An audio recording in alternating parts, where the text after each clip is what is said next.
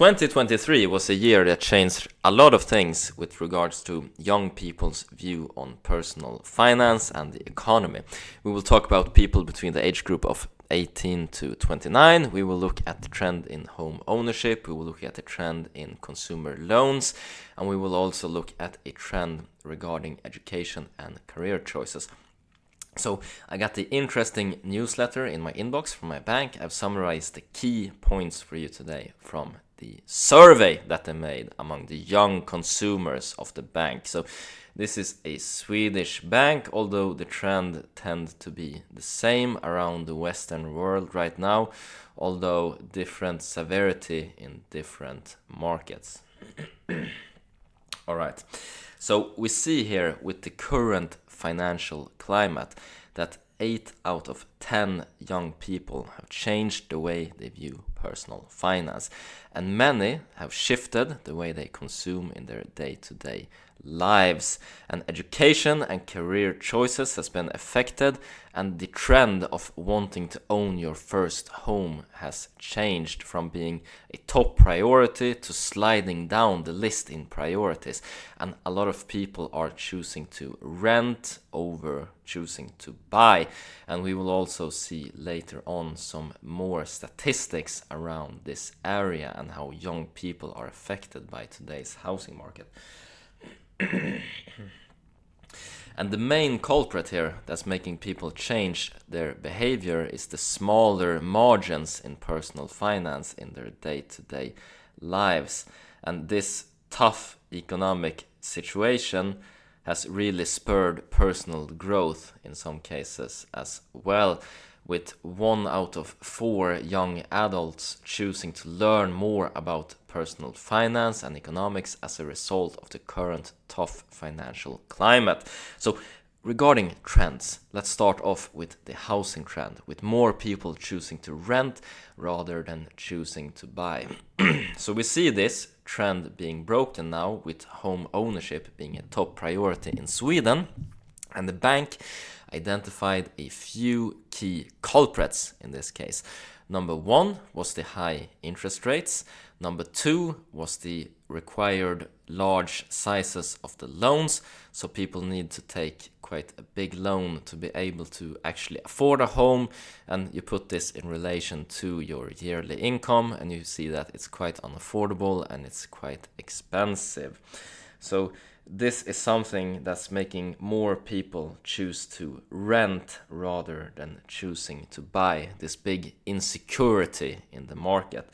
And another important statistic that I found regarding this is how habits of people in the age group of 18 to 22 have changed.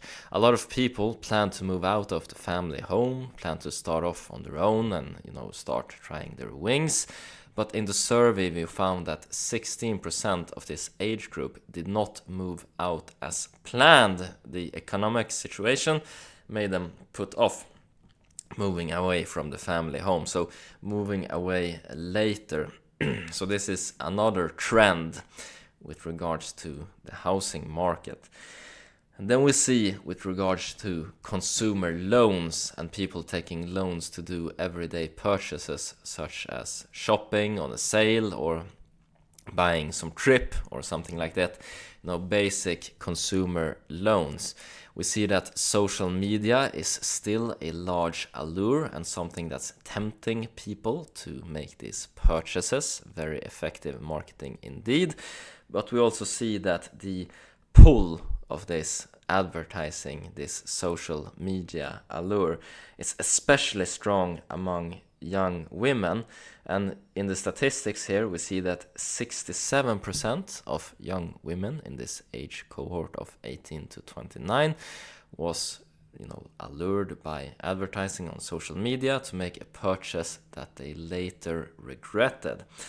We also see some troubling statistics with regards to consumer loans, with the amounts of people not being able to pay back actually doubling.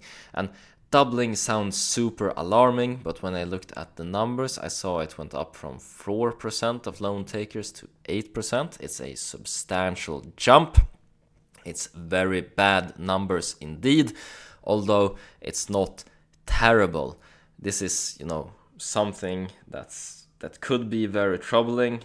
Buying things on credit and then not being able to pay off on consumer credit is a very bad behavior indeed, but it's still only affecting 8% of the creditors in this case, in the age group of young people. So we see this with the right types of measurements. People can get away from the anxiety and build their own stability.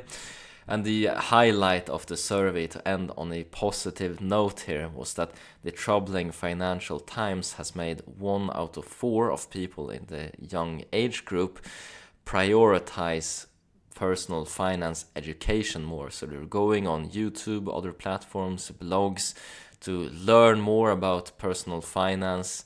They're learning how to budget, they're learning how to invest and save. And I think that can be a bullish sign for the future. Maybe people, they learn and they create that financial stability for themselves. I certainly hope this is the case and that we will see the trend of people educating themselves around finances continue to grow. And I certainly hope that the hard macroeconomic headwinds will subside sooner rather than later. That's been it for this video, summarizing some key financial trends that I found interesting in a newsletter. And as always, I hope you guys make a ton of money, whatever investments you decide to make. Take care now. Bye bye.